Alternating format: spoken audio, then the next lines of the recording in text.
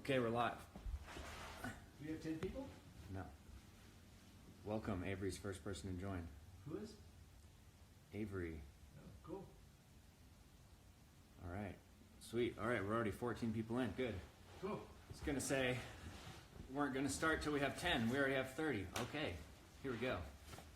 All right, guys, so first of all, we only have an hour to do this, and obviously multi-pitch climbing is a big, complicated subject. So this is a bit of an experiment. We're going to see how it goes. Ideally, I do clinics like this with maybe 10 to 15 people. I like to try and personalize it and, really work with what people are trying to get out of this clinic. I can't really do that here. So we're kind of just gonna go through this little outline that I got and do some demonstrations and all that. And you guys can send me questions as we do this. If it's relevant to what we're talking about at the time, I'll answer it.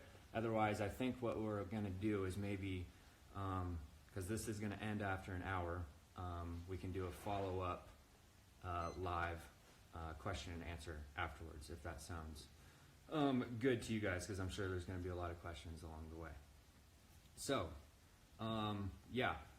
First thing is, like I said in some of my stories or posts before this is mainly going to be a discussion-based clinic, kind of Mark and I talking about our experiences, our ideas, things that we see people do that are inefficient in the field that we would like to address.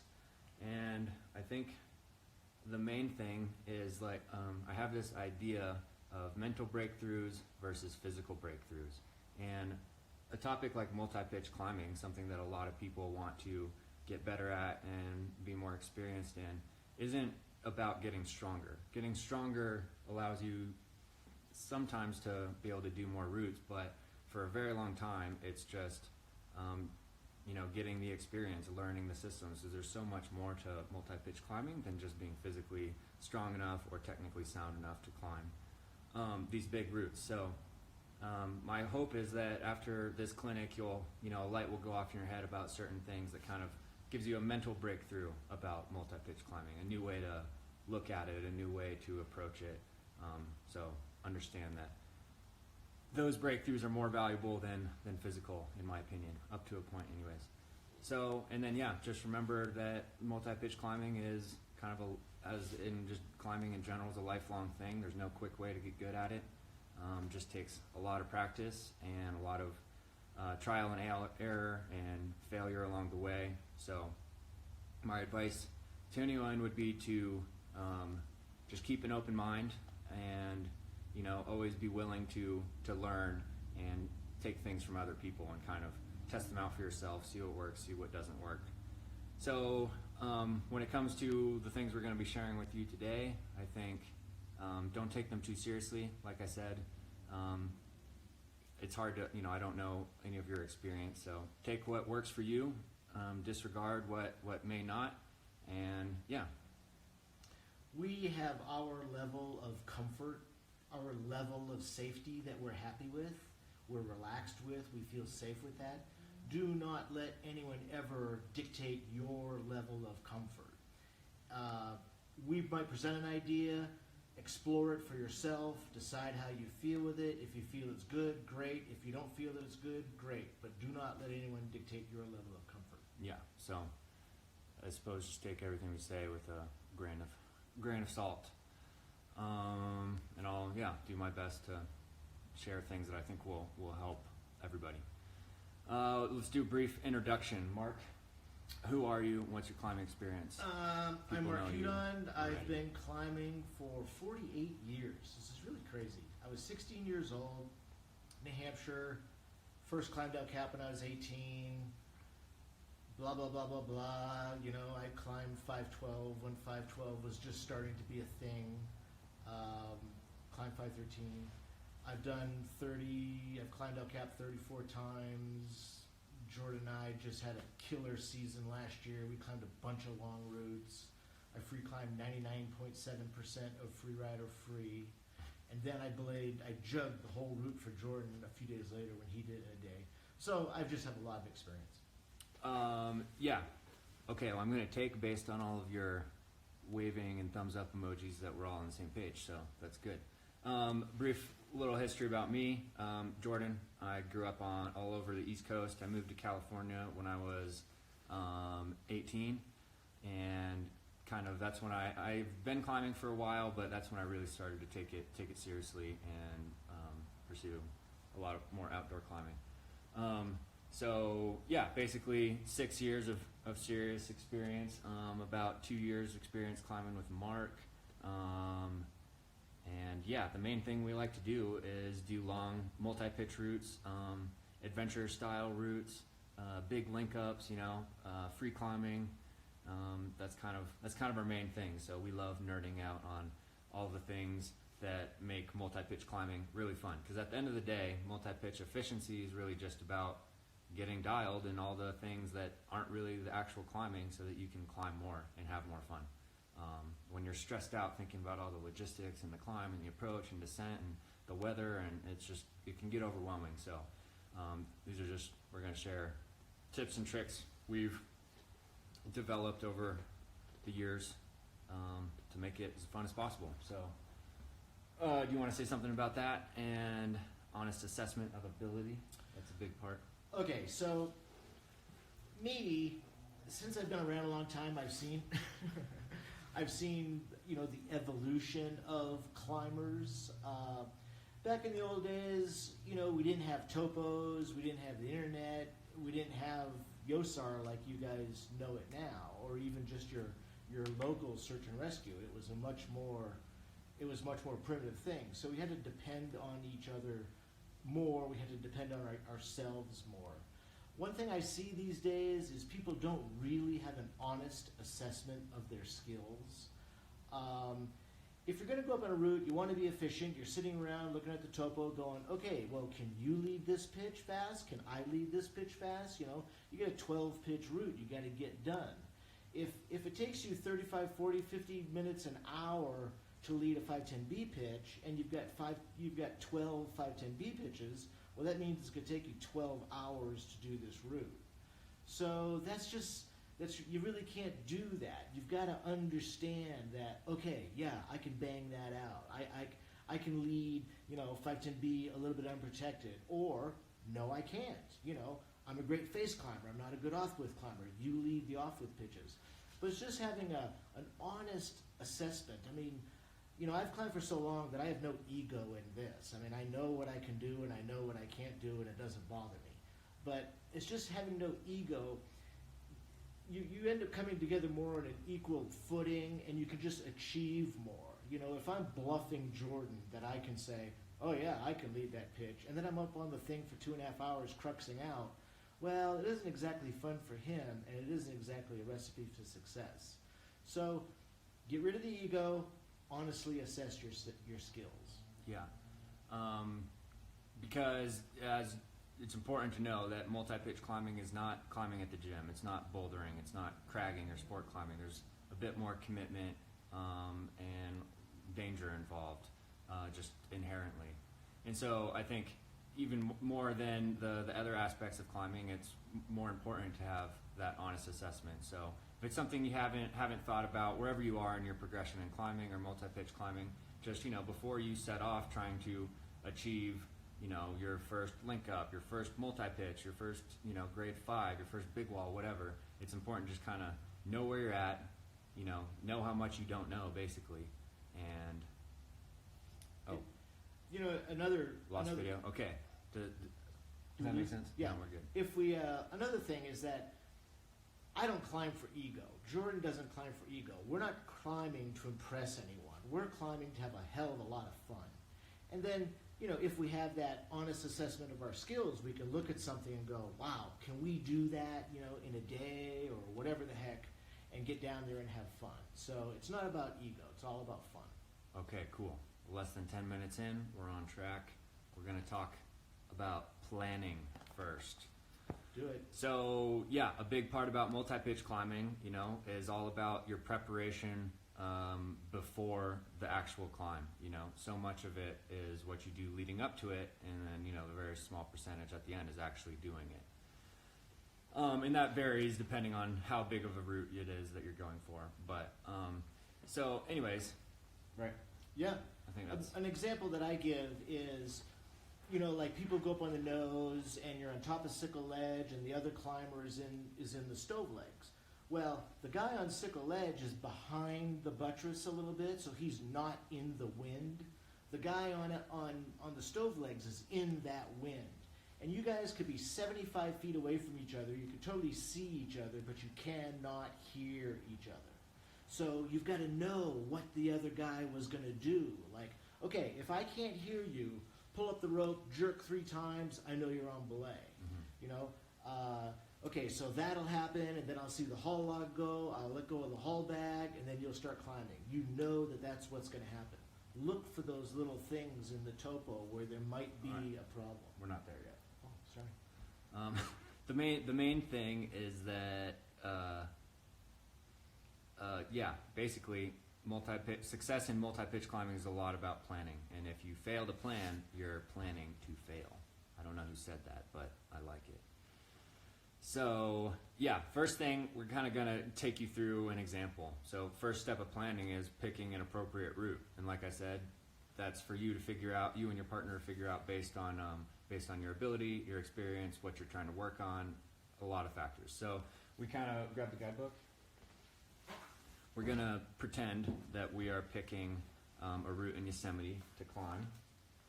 Let's do Astroman. Oh yeah. Have you climbed Astroman? Yeah, I've done it. It's All right. cool. So we're going to pick Astroman in Yosemite. We have the Yosemite Valley Free Climbing book. We both climbed Astroman before. So not like a completely new example. But anyways, that's the first step. So you can maybe entertain this idea on your own, is to pick a route that you may want to climb. So we picked our route, Astroman in Yosemite Valley. It's about, how many pitches is it? It's about 10 to 12 pitches.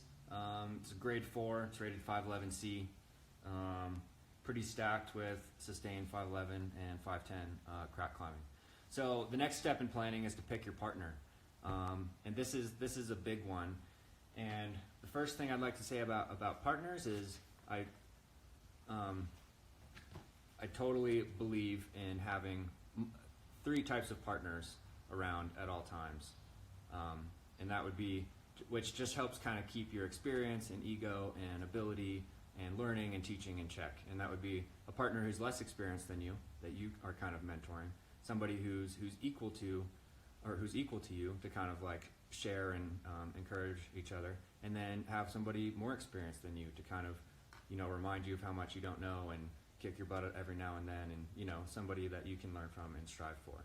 And those all, if you have a combination of those 3 things throughout your climbing life. Fit in those 3. Mark and I are pretty equal, I would say, even though he's older, more experienced than me, He's a great climber. just the kind of things we like to climb are pretty equal. If I was to climb a big wall aid route, that would be a different story. Mark would be the teacher for sure. So Mark is a good partner for this route. Obviously, we're both pretty equal in our ability to climb this route. We both actually already done it before. So the whole point of picking a partner is it's good to know what you're getting yourself into. If neither of us had climbed Astroman before and Mark could only climb 5'9", it's important to know, all right, that means if I want to get up this route, I'm going to have to take the weight and lead most of the hard pitches. And so just things like that you want to consider. And, that might not be the best call. That might, take way too long. You could then get benighted. And so it's just important to know where you're coming from and the role that you're going to be playing with your partner on the route that you guys have selected. So yeah, Mark and I are good partners for this route. The next thing we're going to do is look over the topo and kind of create a plan and anticipate any problems that may arise. So looking over the topo, like I said. So just like right now, everyone knows like there's that boulder problem, the 11C at the beginning, it's real small, and then there's that enduro corner. And so just given my history that I climbed the route 100 years ago, I would go, I would like to leave the enduro corner. But typically you leave the boulder problem and you leave the enduro corner the same. But Jordan and I are talking about it, and I go, hey, why don't you leave the boulder and I'll do this? Just because of the emotional thing. there would also be a thing where maybe, I remember when Max and I did it a million years ago, the last pitches sort of run out. Well, I was the run-out master back then, so of course I was going to be the guy who led it. So, 1977, when the first time I did Astroman, Max and I sat here and looked over the topo and went through and decided who was going to lead what. And again, like Yeah. I was mentioning earlier, we said, okay, well, is there going to be a problem here, or how's the rope going to run, or something? We looked at those problems. Yeah, and topos nowadays have a lot of information, sometimes more than you'd like, but even if you've never been on the route before, you can kind of, anticipate problems that may arise and, try and prepare yourself as much as you can beforehand. And the main thing looking over the topo is to kind of just like get a good understanding of the route and be like, okay, well, who's the better wide climber? Who wants to lead off with pitches? Who wants to do the bowler problem type pitches? Try and play the route up to each other's strengths if it's necessary. Yeah. When Jordan and I when Jordan led Free Rider in a Day, we talked about where he was going to anchor, how I was going to clean, just to maintain that efficiency the whole way. Okay, I like this question. If there's a money pitch you both want, what's your guys' go-to way of deciding that tiebreaker? Flip a beaner. We've never done that. Well, Max and I used to do it all the time, but we haven't had that issue. No, we actually haven't. Basically, if Mark ever really wants a money pitch, and if it means a lot to him, I'll give it to him, and vice versa for myself. Sometimes it's fun to like Rochambeau at the base, rock paper scissors to determine who leads or whatever. But we don't really, have a way of doing that. Okay, so some other logistics and things to consider on a multi-pitch route are, one, like the length of the route. Have we ever climbed a 10-pitch route before in Yosemite? We have, so we have that experience in regards to this route. The difficulty of the route, how sustained is it? If I've only red pointed one 511 crack in my life, what are the odds that I'm actually gonna be able to do 5 on site in a day with a bunch of other 510 on top of it? So those are things to consider. The other thing is sun exposure and time of year. What time of year is it now? It's April? Spring, yeah. Yeah, it's spring in Yosemite. Knowing the aspect of the route that you're climbing. Does it face south? Does it face north? When does it get shade? When does it hit the sun? Those are things to consider, because personally I don't like climbing in the sun. It's pretty hot. It makes climbing more difficult. You need more water, all those things. But also I don't like being too cold either. And so sometimes, depending on the time of year, if it's winter, you want to climb in the sun. So in this example, I think Yosemite gets into the sun maybe around 10. The Astroman? Yeah, I'm sorry. Astroman gets into the sun around 10. And it gets hot right away right there. And it gets hot, yeah. And the first big crux pitch to me is the Enduro corner and then the Harding slot right after. And once both of those get into the sun, they get a lot harder. So therefore, our plan for this route would be probably to get up early and try and, and that could be as early as 4 a.m., so that we're hitting the approach, climbing the first pitch in the dark. We're at the base of the corner before the sun. Those are all things you want to think about to try and set yourself up for as much fun, enjoyment, and success as possible. If you're going to climb early and you're going to climb with headlamps, go down to Nutcracker and climb Nutcracker at night. Climb it with headlamps. So you understand how that works. It's a little bit different. Or even on the rest day before, it's a good idea to go check out the approach beforehand, because it's going to look a lot different in the dark every time. And it's really easy and frustrating when you get lost, when you and waste all this time when you had hoped to get there early. So the other thing to consider is popularity and crowds. And Astroman's a crowded route, and somebody else could get there first, and there's nothing we can really do about that. That gives them the right. Yeah, maybe we could pass, but that doesn't always work. So popularity can. Well, I was going to say one thing about an honest assessment of your skills. If you barely think you could do it, well then, these days you've got to be respectful of the people that can do it.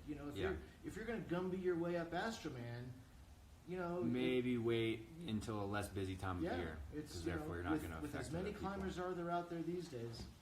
So if it's popular, might be more encouragement to get up early, and as well. well, it's always good to have a plan B. You know, if we get there, even though we did everything we could to get there early, you know, somebody might have gotten there earlier, and we decide we don't want to climb it. It's good to have a plan B to go climb something else or set it off to another day. I'm gonna look at some questions. All right, I'll get to that in a sec. The other thing is, you know, are there bolted anchors or are there gear anchors? If there's bolted anchors with wrap rings, you know, it's easier to bail if you have to. Yeah. But if there's gear anchors, you have to bail for whatever reason, if it's too long or too difficult, or you know, bad weather comes in, you have to be prepared to leave gear to rappel. So Astroman, for example, is bolted for the first half of the route, and then gear anchors from there. So that's kind of like a, you know, it's not a super committing route, because you could climb half of it and then decide, all right, how are we feeling? How much time do we have left?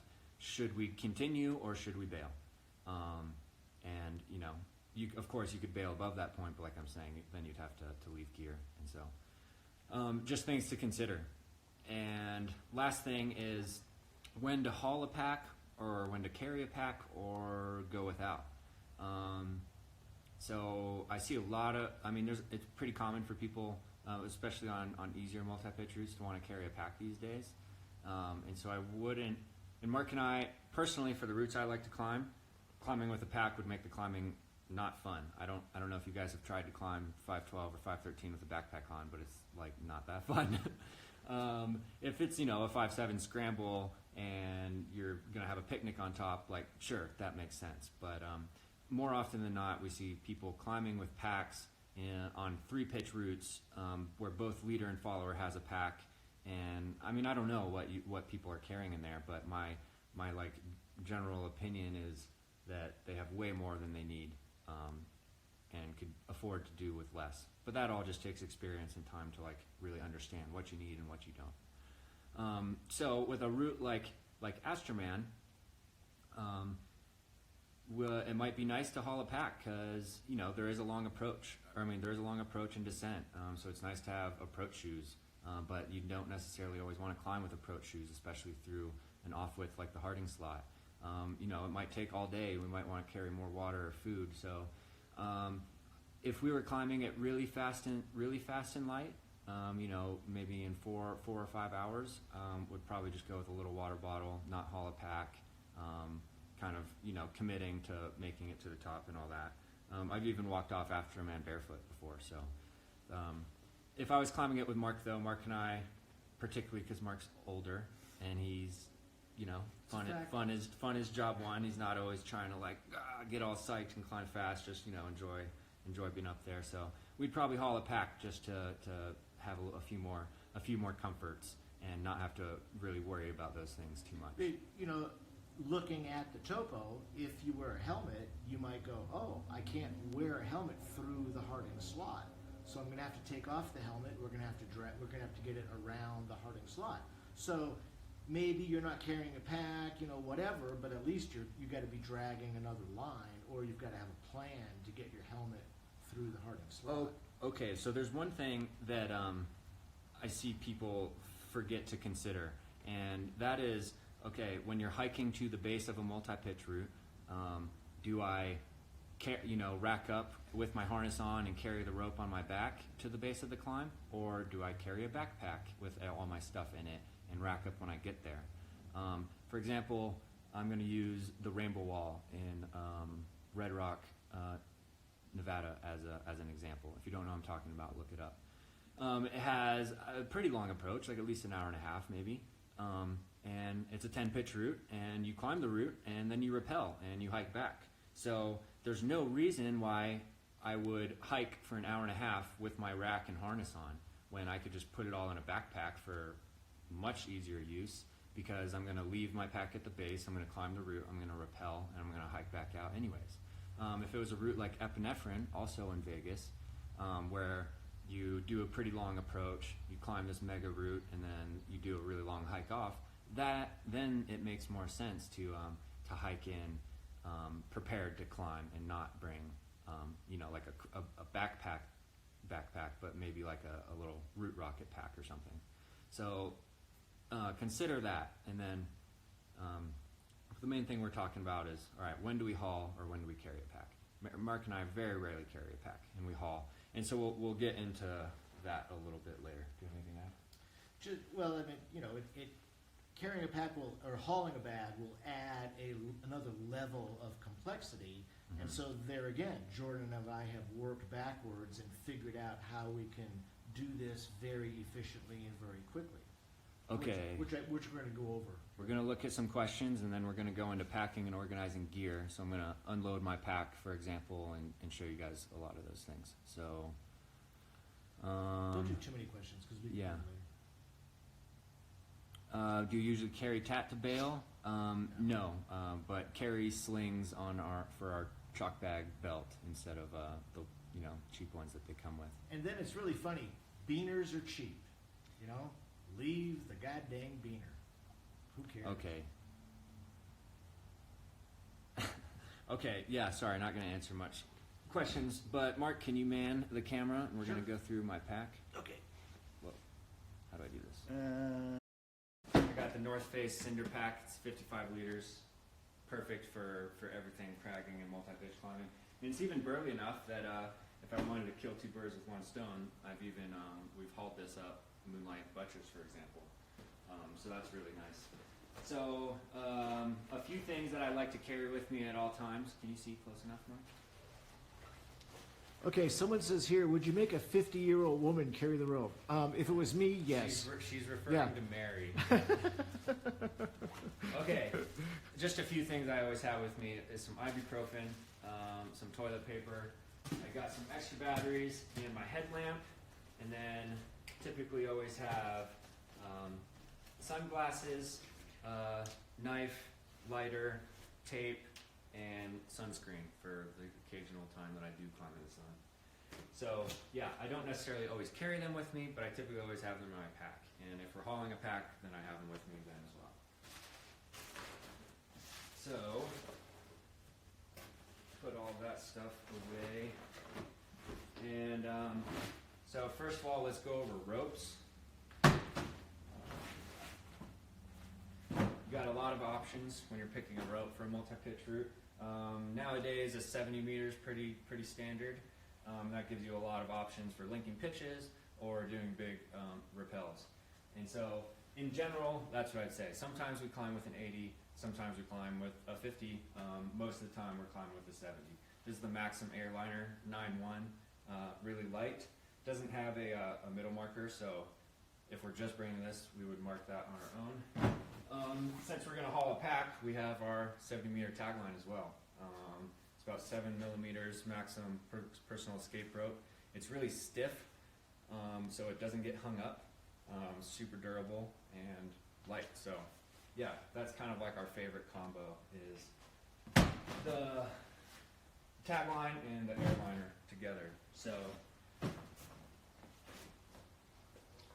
okay, I'm just going to dump all this stuff out and we can go through it all.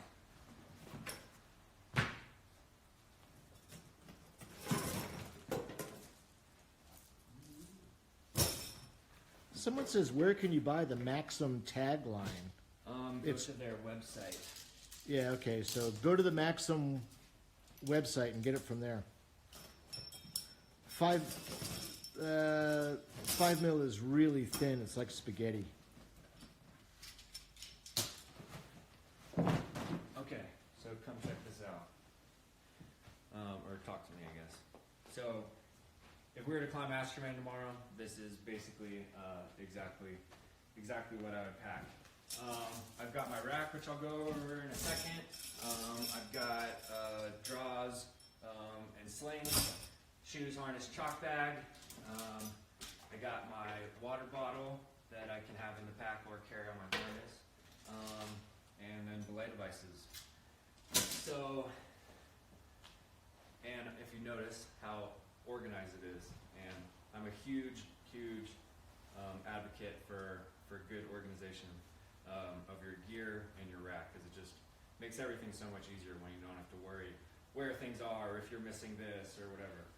This is all a system I've worked out for myself that, I don't know, makes it really easy and stress-free for me.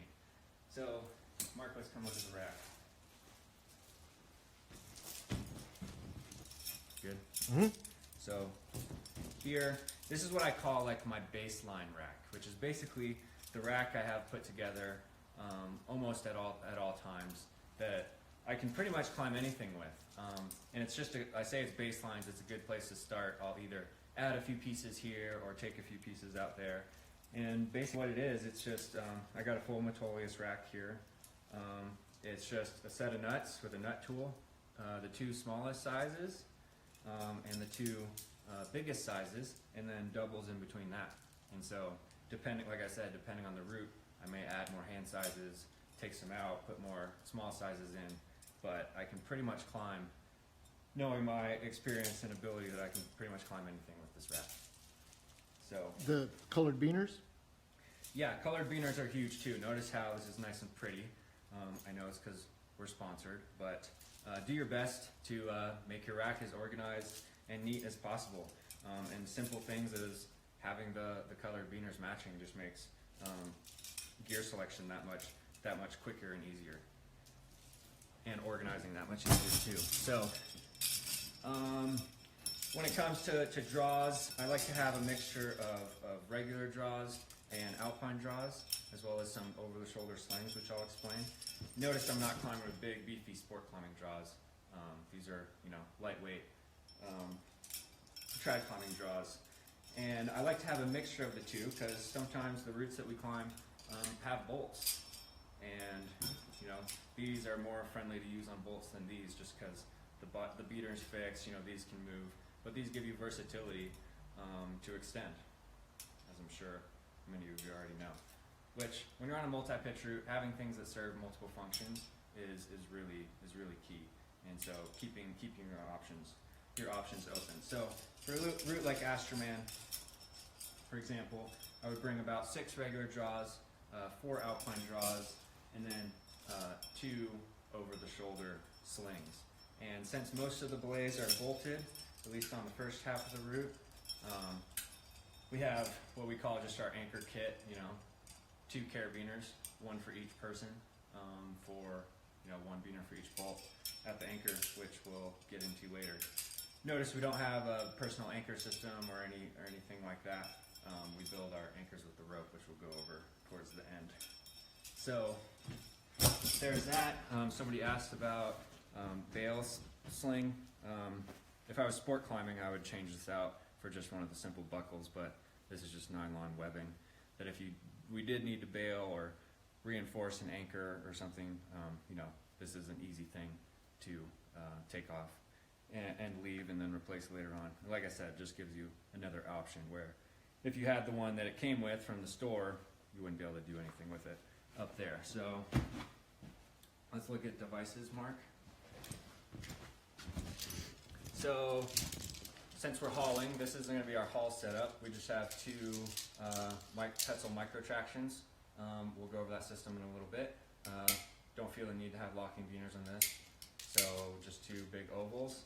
And then this is basically just a mini ascender. It's a hand hauler. I don't know who makes this. Kong, I think. Kong, yeah. So this is kind of our hauling setup. And then I'm a strong advocate for the gree-gree, whether I'm leading or belaying my follower. I think it's easier. It's not entirely hands-off device, so I'm not going to say that, but it's assisted brake. You can go hands-off when you're belaying from the top, and it's just much easier to use. I really only bring an ATC with an auto block for rappelling, which we'll get into. So yeah, that's what works for Mark and I. We typically both just bring our own gree-grees. We don't swap between like some people do, and we only use an ATC for rappelling on occasion. So I don't really feel the need to get into other examples, but if you guys do something different and you want to ask why we do it this way, ask me and we can answer those later, right? Here, let me do one thing. So our tagline's a thin line, and me, as I've gotten older, it's just harder for me to grab a thin line and haul a bag with it. It's just something that's happened. So I found this little Jumar thing that is nice and easy, light. I can crank it on the rope, and I can just haul with this, and I don't have to be grabbing the rope. You know, so for me, I'm an older guy. I get tired more quickly, so I'm looking for ways that I can save my strength. This thing isn't so heavy. You're not going to fail on the route because you've taken this thing. But anyway, that's just something that for me, given this this tagline, given the technique that Jordan and I climb with, we've discovered that is good. So there you go. It's just my personal thing. I've actually seen, you know, the team, Tommy and Alex, using this thing too. That's all I want to say. Okay. I'm gonna rack up, but ask some questions. Give me some questions if you want. Okay, someone said, is that the rack you would use if you are on-sighting? Yeah, it very well could be. Like I said, depends on the route, what the suggested rack is, what, you know, sizes I'm comfortable at. But yeah, it very well could be. Someone asked, do we take both devices? We each climb with a Gree and we have the ATC for backup. Yes. Yeah, neither of us are very concerned with dropping our device, and if we do, we have one backup between us, and even if we didn't, we're, you know, experienced enough to know what to do if one of us doesn't have a device. Someone said first aid. First aid is tape, Band-Aids and tape. ibuprofen. Yeah. So let's talk about racking, Mark. Okay. Come in for those. So let's start with the pieces that I have double. So say I'm leading the first pitch. This is just personal preference for me. You know, the most important thing when it comes to racking is just be consistent with whatever you choose, just so it becomes a habit for yourself that you can rely on. I personally like having my gates face in. Some people go out. That's totally personal preference. I don't think there's one that's better than the other. The only downside I've experienced with gates in is sometimes if I'm laybacking in a corner or even an off-width or chimney climbing, I've had the gate actually unclip and lost gear from my harness that way. That's the only downside. In general, if I have double set, I just put one on each side, starting with largest in the back and leading to smallest in the front. And this, you know, this can change sometimes. If I was climbing an off-width that my right side is going to be in, I might re-rack at the belay, put everything on my left side. Or if there's a pitch that's predominantly one size that I'm going to be using more, I might put those more to the front. Or if it's a half bolted pitch at first and then a crack at the end, you know, I might put draws more in the front. But like I said, just general rule of thumb, if I have a double set, is one on each side, smallest in the front, largest in the back. Let's put nuts on one side, and then I got my two smallest cans on the other side. And then same with the big ones too. Just split those up. So we're good on gear. And if I was on-sighting, I would climb pretty much with everything that we brought. But sometimes it's obvious, like, all right, this is just a number 2 hand crack all the way to the anchor. I don't need to bring nuts. I don't need to bring the small gear. I can ditch that off of my partner if I really wanted to. If we're hauling a pack, you can just throw it in there and take it out at the next pitch. So next we got draws, same kind of thing. Normal draws in the front, alpine draws in the back. Both sides.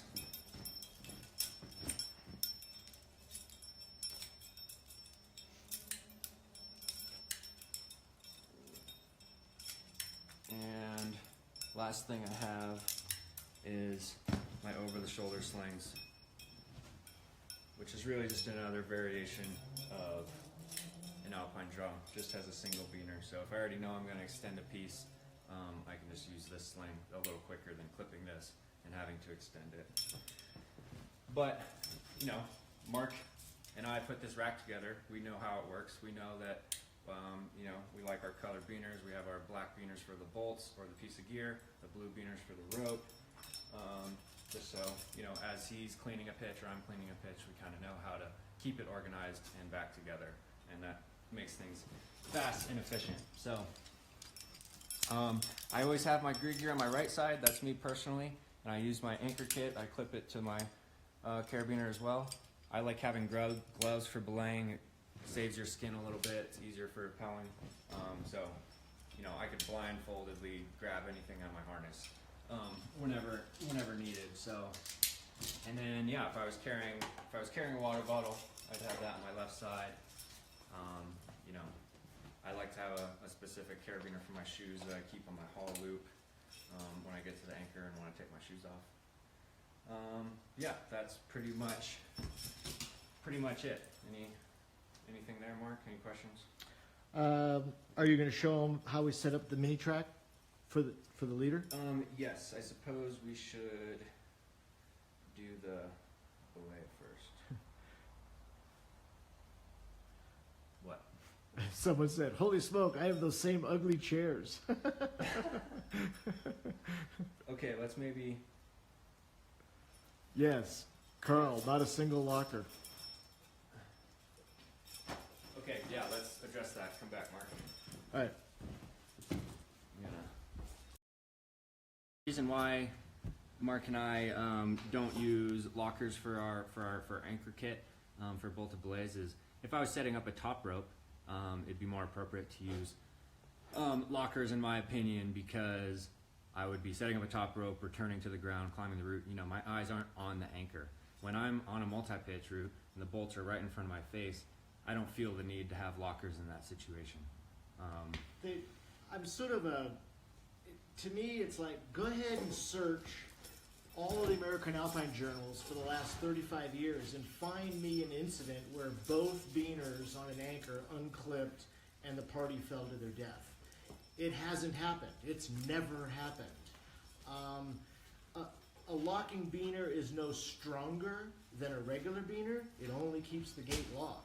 So we have a locker on our little haul pack, but we don't take lockers. Okay, we got about 18 minutes left and want to make sure we're going through. So I'm going to show you our hauling kit and why we have 2 micros and a hand sender.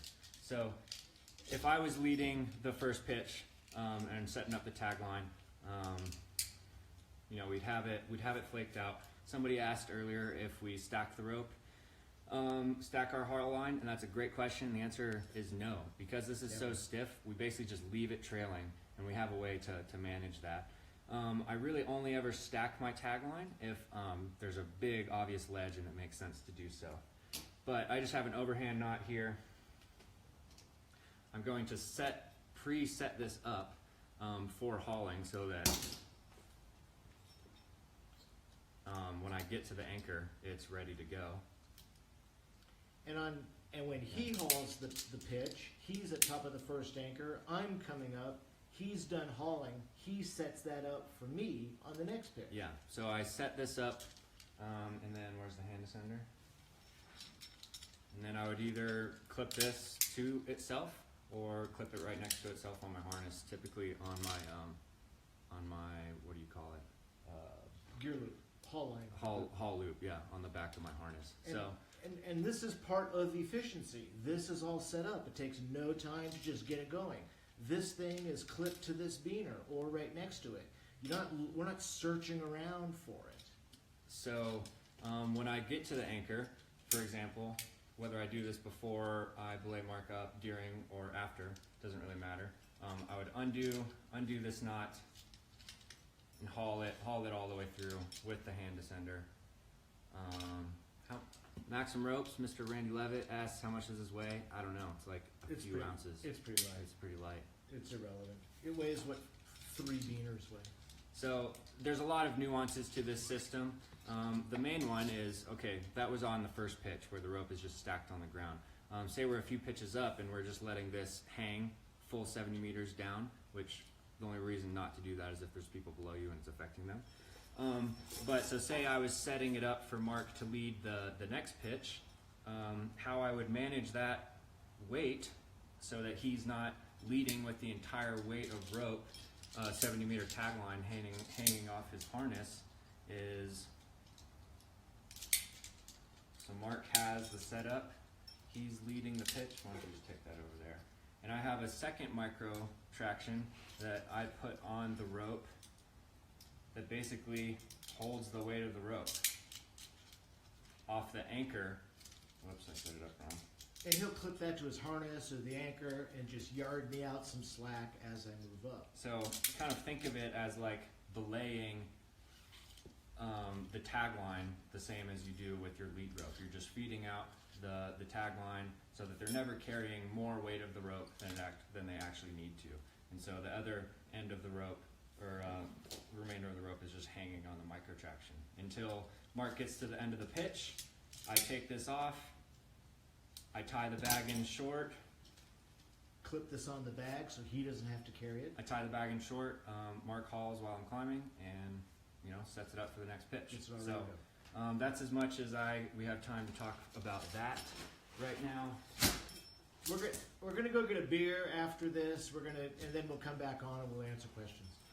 Okay. We're gonna do anchors now. Yeah, answer his question about getting the rope stuck. I'm gonna set up the rope anchors.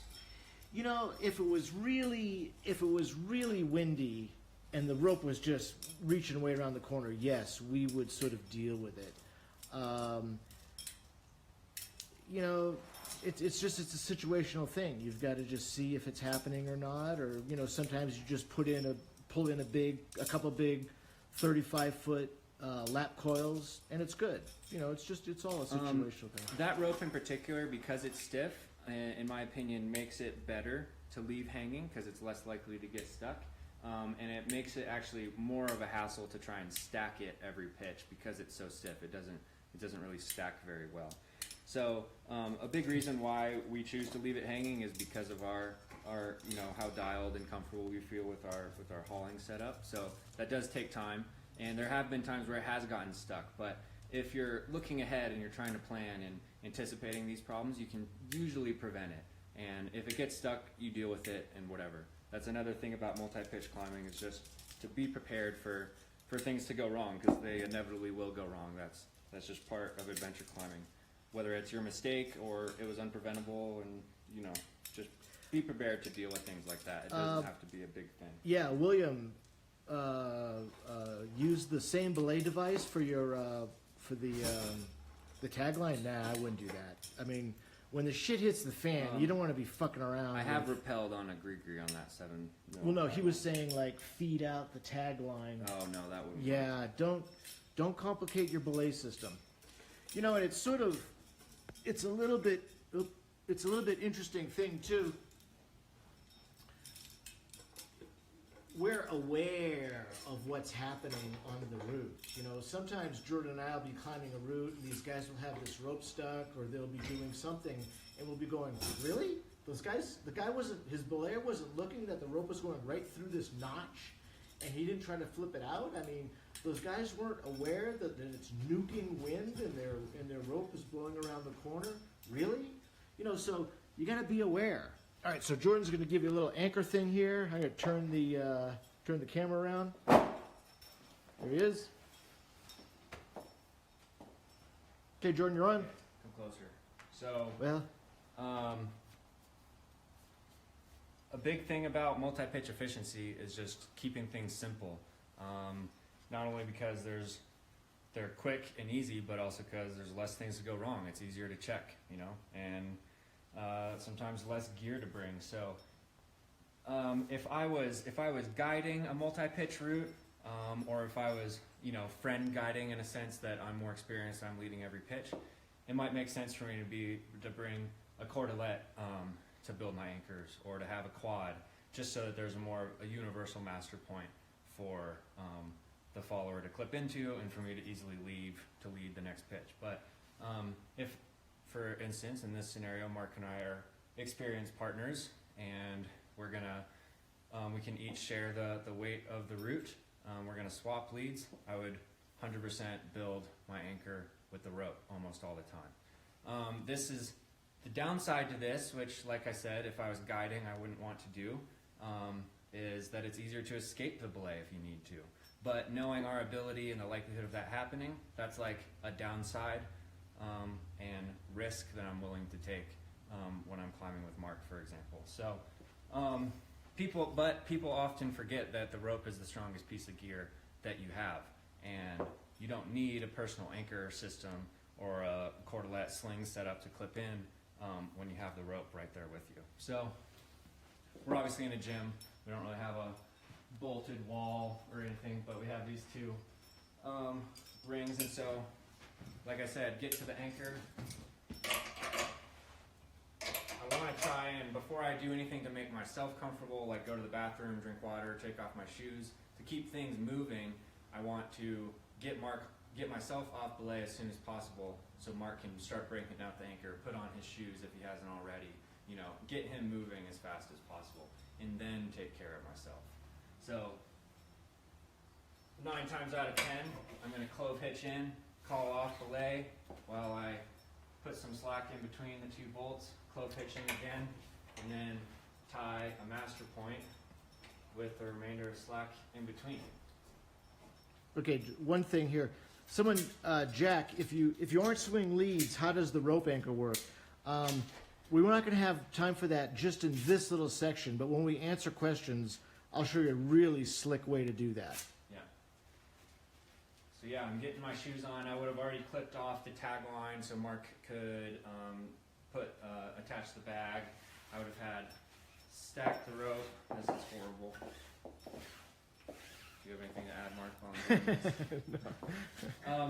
One thing is, if there is a ledge, whether it's even a little crack that I can stomp the rope into, it's always easier and less of a hassle to just stack it on ledge if you can.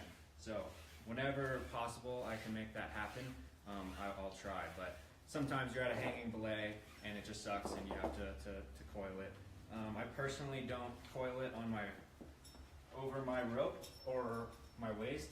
I typically always leave it hanging off one of my feet or both my feet, and I can easily move it around if I have to. So I pull up enough rope till Mark says, that's him.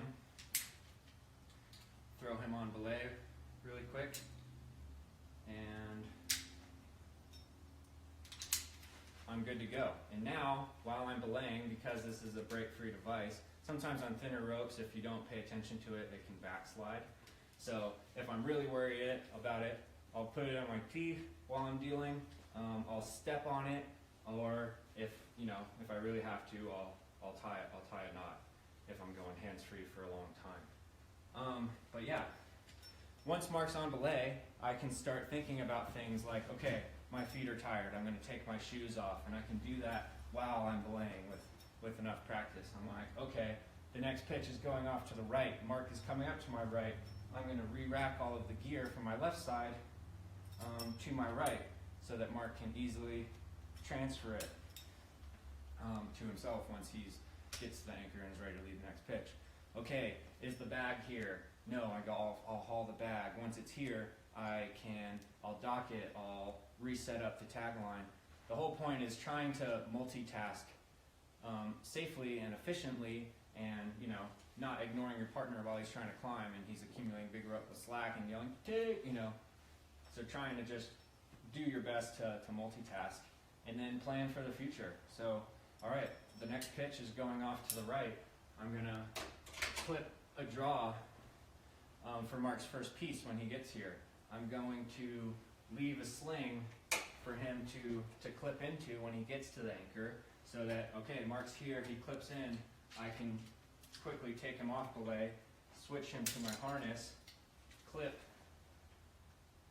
his first piece, and boom, he's ready to go and lead off on the next pitch. So little things like that, we could talk a whole nother hour on speedy transitions, but the whole point is just having a plan with your partner, doing your best to multitask and plan ahead, and you would be surprised how quickly this whole setup, or how much time this setup saves you in the end. Which, on a multi-pitch route, 10-pitch route, if you save 10 minutes at each anchor and transition, that's 100 minutes. It's like an hour and 20 minutes, right? Is that math? Good math.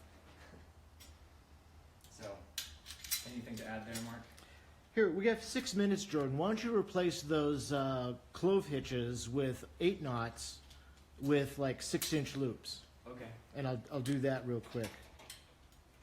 Were there any questions about that? No, someone asked about how we rappel down if we don't have a PAS. But Oh, yes. No, I do want to address that. Okay. Actually, if we could do that first. All right, sure. We'll do. Okay. Well, we're not gonna have enough time to do everything. Okay, so come closer, Mark. Come closer. Okay, so say we're at the top of the Hulk now, in the High Sierra, and we're getting ready to rappel 10 pitches. Somebody asked the reason why if I don't feel a need to bring a PAS because I'm anchoring in the rope. Well, you can't anchor in with a rope when you're rappelling, obviously, because you need it to rappel. So, but you have the whole gear rack with you. You have all your slings and quick draws that you use to climb the route, and now you can use them same way to create tether for when you rappel. So, what I would do is just take 2 slings and girth hitch them to my tie-in points. And this isn't long enough for my liking, so I typically add a quick draw to the end of that. And I also don't like just being in one. Also, I like having lockers on these, so I'll always do that with 2. So as long as I have 4 quick draws and 4 slings, my partner and I can each rack up or create our tethers in this way to rappel with. And this takes, like I said, this is just what Mark and I prefer to do. I've experimented with a few different ways myself. This can be a bit clustery if you're not really paying attention, because each person has to clip 2 things in. So there's 4 things being connected, and then you have to thread your rope. And so if you're not comfortable with that, that can be kind of a junk show, but basically that's it. And I want to show a really trick way. How much time do we have? Yeah, a little bit more than 3 minutes. I don't want to, encourage anybody to simul rappel, even though Mark and I simul rappel a lot of the times where each of us are on a gree-gree, and we're always communicating and tying knots in our ropes. But a good way around that, if you both don't want to, bring an ATC to rappel, for example, is to, whether you're using a tagline or not. If you're using a tagline, this is semi-necessary. But say we're just rappelling with our lead rope. And say we don't want to simul rappel, but we only have 1 gree-gree and 1 ATC. Whoever is going to be rappelling on the ATC would go into the anchor first.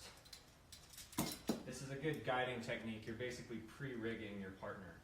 But what this does, so say I'm going to rappel first, and I'm going to rappel on the gree-gree, and Mark's going to rappel on the ATC. He would go in first. He would put the ATC on the rope. He's still connected to the anchor. And basically what this does is this fixes one of the ends of the rope.